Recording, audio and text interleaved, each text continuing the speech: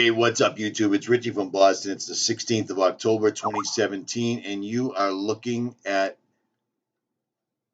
a book by Robin Hanson called The Age of M. Now, many of you probably already heard about this. Another YouTube channel covered this probably about a month ago. But I'm going to cover it again because this is really, really strange. Completely. If you read this right here, the synopsis of the book, it says, robots may one day rule the world, but what is a robot-ruled Earth like? Many think the first truly smart robots will be brain emulations or EMs. Scan a human brain, then run a model with the same connection on a fast computer. You have a robot brain, but recognizably human.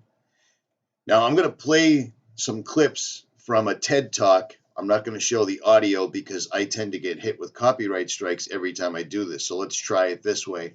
Listen to what this guy has to say and listen to how he says it. Someday, we may have robots as smart as people. Artificial intelligence, AI. How could that happen?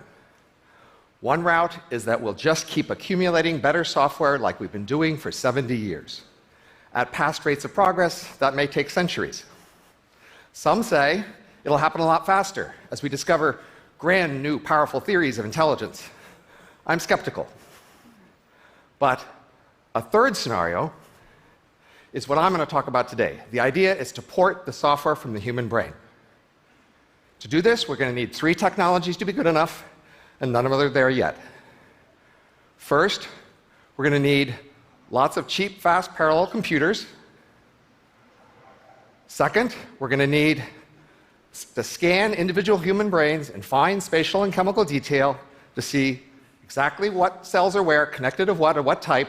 And third, we're going to need computer models of how each kind of brain cell works, taking input signals, changing interval state, and sending output signals. If we have good enough models of all the kinds of brain cells and a good enough model of a brain, we can put it together to make a good enough model of an entire brain, and that model would have the same input-output behavior as the original. So, now let's take a look real quick at what this guy's credentials are. His name is Robin Hanson. He's an associate professor of economics, which I find very strange that he's doing this talk on EMs or emulations, or AI, whatever you want to call it. But let's take a look at where he went to school. He went to George Mason University. So there's your G, there's your Mason. And he's also has, let's take a look at everything. He has a doctorate in social science from California Institute of Technology, master's degree in physics and philosophy, University of Chicago, and 9 years experience as a research programmer at Lockheed and NASA. 3,500 citations, 60 publications, 700 media mentions, and he blogs on overcoming bias, which I believe is one of the sites I just had open. But let's continue listening. You talk to it, it might talk back. If you ask it to do things, it might do them. And if we could do that, everything would change. People have been talking about this idea for decades under the name of uploads. I'm going to call them M's. When they talk about it, they say, is this even possible? If you made one, would it be conscious or is it just an empty machine? If you made one of me, is that me or someone else? These are all fascinating questions that I'm going to ignore. Because I see a neglected question. What would actually happen? I became obsessed with this question. I spent 4 years trying to analyze, using standard academic tools to guess what would happen. And I'm here to tell you what I found. But be warned, I'm not offering inspiration, I'm offering analysis. I see my job as telling you what's most likely to happen if we did the least to avoid it. If you aren't at least a bit disturbed by something I tell you here, you're just not paying attention.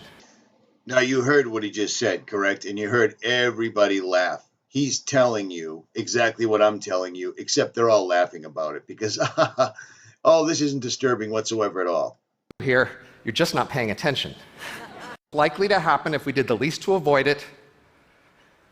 If you aren't at least a bit disturbed by something I tell you here, you're just not paying attention. Okay, the first thing I can tell you is that M's spend most of their life in virtual reality. This is what you might look like if you were using virtual reality. And this is what you might see. Sunlight glinting off of water, you might hear gulls flying above, you might even feel the wind on their cheeks or smell seawater with advanced hardware. Now, if you were to spend a lot of time here, you might want a dashboard where you could do things like make a phone call, move to a new virtual world, check your bank account. Now, while this is what you would look like in virtual reality, this is what an M would look like when virtual reality. It's computer hardware sitting in a server rack somewhere. But still, it could see and experience the same thing. But some things are different for M's. First, while you'll probably always notice that virtual reality isn't entirely real, to an M it can feel as real to them as this room feels to you now or as anything ever feels. And M's also have some more action possibilities. For example, your mind just always runs at the same speed, but an M can add more or less computer hardware to run faster or slower. And therefore, if the world around them seems to be going too fast, they can just speed up their mind and the world around them will seem to slow down. In addition, an M can make a copy of itself at that moment. This copy will remember everything the same, and if it starts out with the same speed, looking at the same speed, it might even be told, you are the copy. Now imagine that. Imagine that. You just heard this guy that's been analyzing this entire emulation, and as you heard, he said he was obsessed with this. He was obsessed with this and had to find an answer. Well, the first thing that I noticed is everything involved with this is loaded with numerology. It's loaded with fingerprints from the elites, from the as above, so below right here, to the very word M, because that's 33 right there. See it? Pretty simple, pretty straightforward, pretty easy.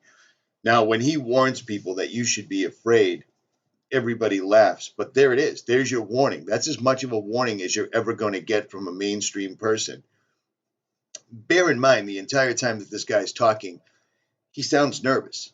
He sounds like he's afraid he's going to say the wrong thing and let the cat out of the bag the entire time. But, that could just be me, but I don't think so. Because everything we've been telling you about for the last several years is coming to fruition. It's making it to the front page of Reason.com. It's making it to the front page of Bilderberg. It's making it to the front page of every magazine. This is the direction they're going in. Now, the thing that I want you to hear the most is he's going to explain to you what the M's are actually modeled after. They're modeled after the 200 most successful, hardworking people on the planet. Now, who are those? Well, those are the elites. And he also mentioned that they have their own religion. An M can make archive copies, and with enough redundant archives, an M can be immortal, in principle, though not usually in practice. And an M can move its brain, the computer that represents its brain, from one physical location to another. M's can actually move around the world at the speed of light. And by moving to a new location, they can interact more quickly with M's near that new location. So far, I've been talking about what M's can do. What do M's choose to do? To understand that, we'll need to understand three key facts. First, M's, by definition, do what the human they emulate would do in the same situation. So their lives and behavior is very human. They're mainly different because they're living in a different world. Second, M's need real resources to survive. You need food and shelter or you'll die. Also, M's need computer hardware, energy cooling, or they can't exist. For every subjective minute that an M experiences, someone, usually that M, had to work to pay for it. Third, M's are poor. The M population can grow quicker than the M economy, so that means wages fall down to M subsistence levels. That means M's have to be working most of the time. So that means this is what M's usually see. Beautiful and luxurious, but desks. They're working most of the time. Now, a subsistence wage scenario you might think is exotic and strange, but it's actually the usual case in human history, and it's how pretty much all wild animals have ever lived, so we know what. Now, why do I have this opened up right here? Universal basic income, where everybody on the planet is simply paid to sit around and pick leaves off trees and read books. Well, that's coming, because it's always coming, because it's intertwined with this. They cannot be separated, and you'll see what I'm saying, because it's coming. Humans do in the situation. Humans basically do what it takes to survive. And this is what lets me say so much about the M world. When creatures are rich, like you have to know a lot about what they want to figure out what they do. When creatures are poor, you know that they mostly do what it takes to survive. So we've been talking about the M world from the point of view of the M's. Now let's step back and look at their whole world. First, the M world grows much faster than ours, roughly 100 times faster. So the same amount of change we would experience in a century or two, they would experience in a year or two. And I'm not really willing to project this age much beyond that, because plausibly by then something else will happen, I don't know what. Second, the typical emulation runs even faster, roughly 1,000 times human speed. So for them, they experience thousands of years in this year or two, and for them, the world around them is actually changing more slowly than your world seems to change for you. Third, M's are crammed together in a small number of very dense cities. This is not only how they see themselves in virtual reality, it's also how they actually are physically crammed together. So at M speeds, physical travel feels really painfully slow. So most M cities are self-sufficient, most war is cyber war, and most of the rest of the Earth away from the M cities is left to the humans because the M's really aren't that interested in it. Speaking of humans, you were wanting to hear about that. Humans must retire at once for good. And there it is. There it is. So not only are these things exactly as we had been warning you, several channels, including my own, have been warning you that these would be self-replicating, speed of light, all-knowing, all-seeing, all-invasive units, but these will also lead to pushing people out of the way where no one has the ability to earn a living anymore. Now, people might think that sounds great, but testing has been done on this. Testing's been done in our lifetime. If you look around and look at the projects, look at the ghettos of the United States where people were put into an area with absolutely no ability to get a job, nowhere to work, plenty of access to drugs, alcohol, and guns, and look what happens.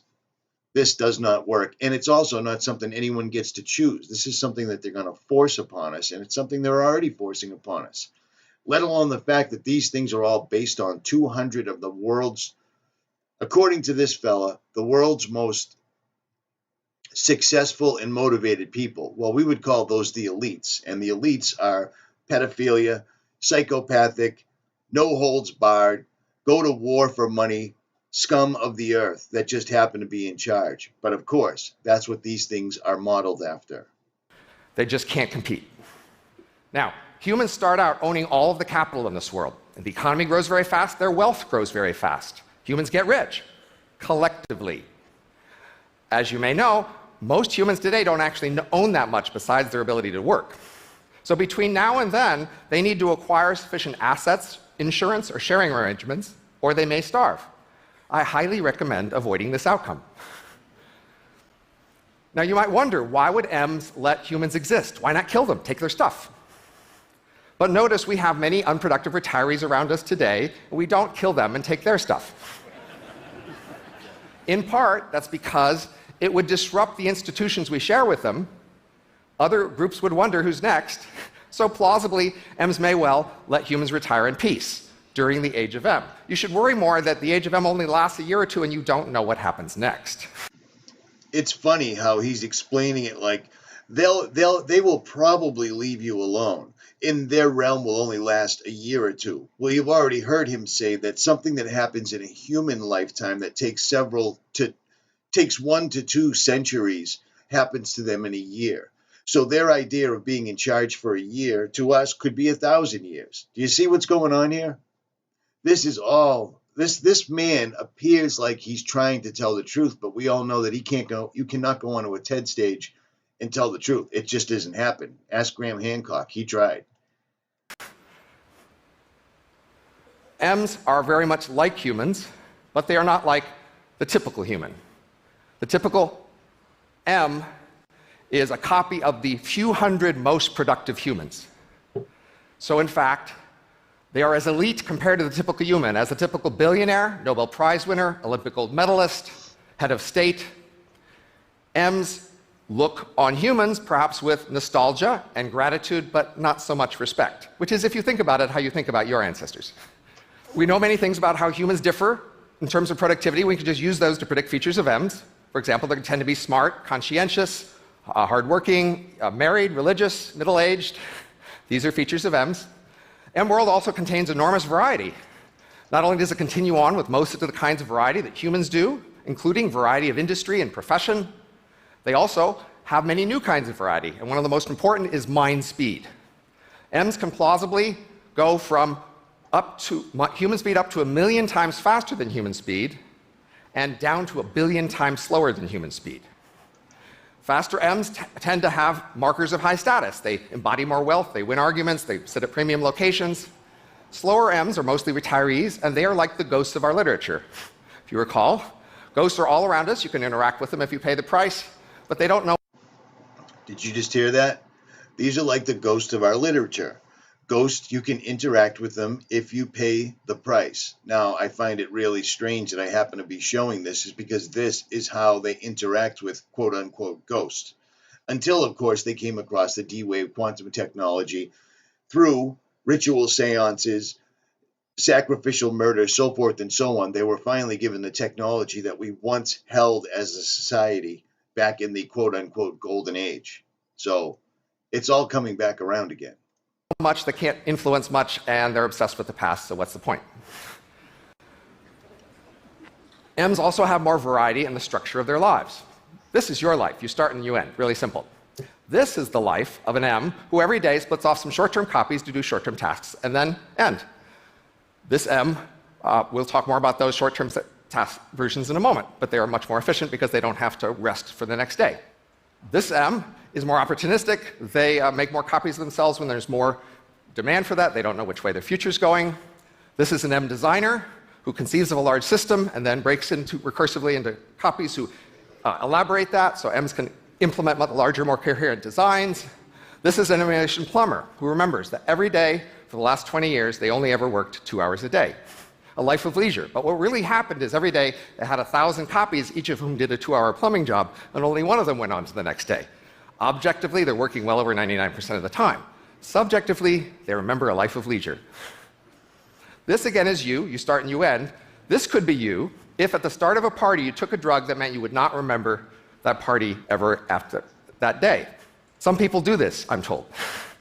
My question for you is, toward the end of the party, will you say to yourself, I'm about to die. This is terrible. That person tomorrow isn't me because they won't remember what I do. You could say that, or you could say, I will go on tomorrow, I just won't remember what I did. This is an M who splits off a short-term copy to do a short-term task and an end. They have the same two attitude possibilities.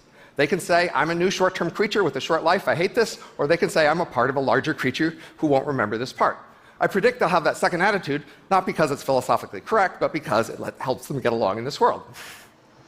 Today, if the president says, we must invade Iraq, and you say, why? And they say, can't tell you a state secret, you're not sure if you can trust them. But for M's, a copy of the president and a copy of you can go inside a safe, and inside the safe they explain all their secret reasons, and then one bit comes out from your copy to yourself telling you if you were convinced. So now you can know there is a good reason. I know you guys are all eager to evaluate this world. You're eager to decide if you love it or hate it. But think, your ancestors from thousands of years ago would have loved or hated your world based on the first few things they heard about it, because your world is really just weird. So before judging a strange future world, you should really learn a lot about it, maybe even read a whole book about it. And see, it's fun for him to say this. Before judging this, you should learn about it. The problem is this isn't something that's happening.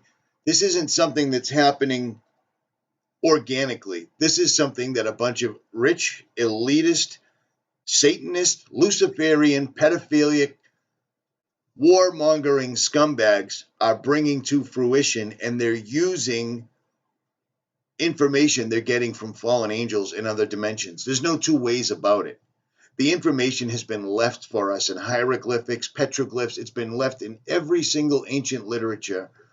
This guy's job is to put a happy face on it, and he does a terrible job at it because he's explaining they are building self-replicating units that will cause humanity to no longer be able to care for itself. And he's telling you to learn about it. Well, I agree. You should definitely learn about it, but you need to read between the lines. At any rate, like, share, and subscribe. Richie from Boston. I am out.